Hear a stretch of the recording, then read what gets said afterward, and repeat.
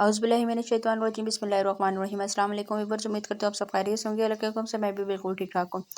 आज हम एक और न्यू रेसिपी के साथ आए हैं। आज मैं बनाने लगी हूँ गोश्त आलू का सालन, और ये सालन हम शोरबे वाला बनाएंगे। बहुत ही ज़्यादा पसंद किए जाने वाली डिश है, तो उसके लिए रेसिपी अपने एंड तक देखने हैं। तो चलिए अपनी रेसिपी स्टार्ट करते हैं।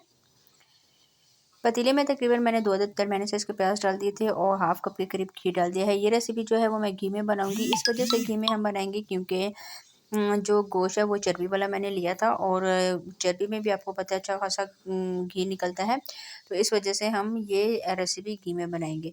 प्याज को ब्राउन होने तक हम इसका वेट करेंगे। जैसे इसका कलर चेंज होगा तो हम इसमें अदरक लहसुन का पेस्ट शामिल कर देंगे। जी, तो प्याज का कलर चेंज होना स्टार्ट हो गया था, और ये देखिए माशाल्लाह से कितना खूबसूरत इसका कलर आया है। अब मैं इसमें शामिल कर दूंगी 1 चम्मच भर के अदरक लहसुन का पेस्ट। अदरक लहसुन का पेस्ट जो है वो मैं फ्रेश डाल रही हूँ। डालने के बाद दोबारा से आपने इसको मिक्स करना है कि अदरक लहसुन की खुशबू आ जाए। जैसे ही इसकी खुशबू आएगी तो हम और मज़ेदार इसमें मसाले शामिल करेंगे। तो इसी के साथ मेरी आप सबसे रिक्वेस्ट है, जिसने मेरे चैनल को सब्सक्राइब नहीं किया तो प्लीज़ मेरे चैनल को सब्सक्राइब कर लें, ताकि आने वाली हर वीडियो आपको बहुत आसानी से मिल सके। जी, तो मैंने इसमें थोड़ा-सा पानी ऐड कर दिया था। मैंने आपको पहले भी बताया है, पानी ऐड करने का ये मकसद होता है कि प्याज़ बहुत ज़्यादा सॉफ्ट हो जाएंगे और बहुत आसानी से मिक्स हो जाते हैं सालन में। टमाटर का पेस्ट मैं इसमें डाल रही हूँ। तकरीबन 3 अदद टमाटर लिए थे, उसका पेस्ट मैंने बना लिया था।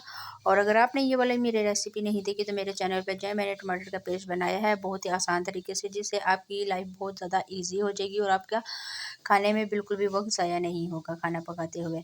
जी, तो ये देखें अच्छी तरह से आपने इसको मिक्स करना है, और जैसे ही इसका मतलब कि ये दोनों चीज़ें अच्छी तरह मिक्स हो जाएंगी तो अब हम इसमें कुछ मसाले शामिल कर देते हैं। हाफ़ टी स्पून के करीब हल्दी डाली है, हाफ़ टी स्पून गरम मसाला, 1 टीस्पून कश्मीरी लाल मिर्च, 1 टीस्पून लाल मिर्च का पाउडर, और 1 टीस्पून भर के मैंने धनिया पाउडर डाला है। ये डालने के बाद तमाम चीज़ें डालने के बाद नमक आपने डालना है अपने टेस्ट के बराबर, और डालने के बाद दोबारा से आपने इसको मिक्स करना है। और अब आपने मसाले की अच्छी तरह से मिक्सिंग करके ग्रेवी को बहुत अच्छी तरह से तैयार करना है, कि मसाले की बहुत अच्छे तरीके से भुनाई करनी है कि इसका कलर बिल्कुल चेंज हो जाए।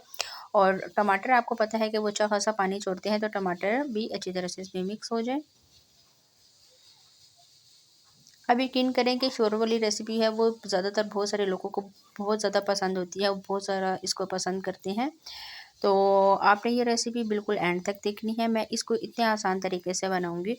तकरीबन 2 से 3 मिनट के लिए मैं दम दे दूंगी कि ऑयल ऊपर आ जाए। तो 2 से 3 मिनट बाद फिर आपसे मेरी मुलाकात होती है। जी, तो तकरीबन 5 मिनट बाद मैंने चूल्हे की फ्लेम को स्लो करके पकाया, और देखिए कितना अच्छा ऑयल ऊपर आ गया और हमारा मसाला बिल्कुल तैयार हो गया था।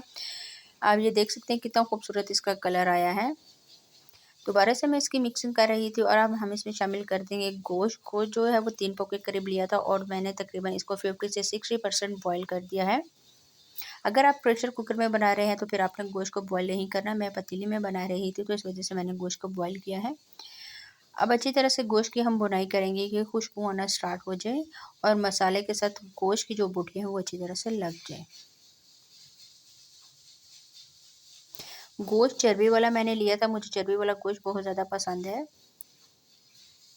जी, तो ये देखिए अच्छी तरह से इसकी भुनाई हो गई है। तकरीबन 7 से 8 मिनट मुझे लगे इसको मज़ीद पकाते हुए, और इसको खुशबू भी बहुत अच्छी तरह से आ रही थी।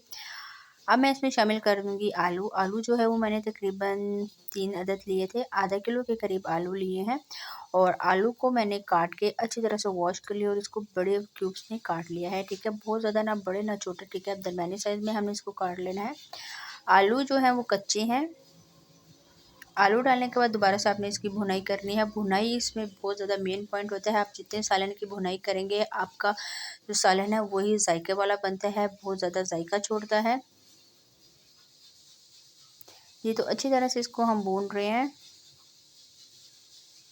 और अब इसमें मैं पानी शामिल कर दूंगी। पानी जो है वो हम एक्स्ट्रा पानी बिल्कुल भी इसमें नहीं डालेंगे। गोश्त बॉयल करते हुए मैंने जो तकरीबन 3 गिलास पानी डाला था, और 50% गोश्त को हमने बॉयल किया था, और उसकी जो यखनी रहेगी उसको मैंने एक साइड पे रख दिया है।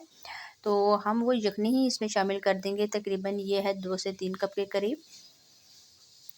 इसमें मैंने 2 से 3 कप में पानी डाल दिया है, मतलब यखनी डाली है, और अच्छी तरह से इसको मिक्स करके अब हल्की आंच पे दम दे दूँगी। तकरीबन 15 से 20 मिनट के लिए, कि आलू जो हैं वो अच्छी तरह से गल जाएँ और गोश्त की जो कसर रहती है वो भी अच्छी तरह से हो जाए।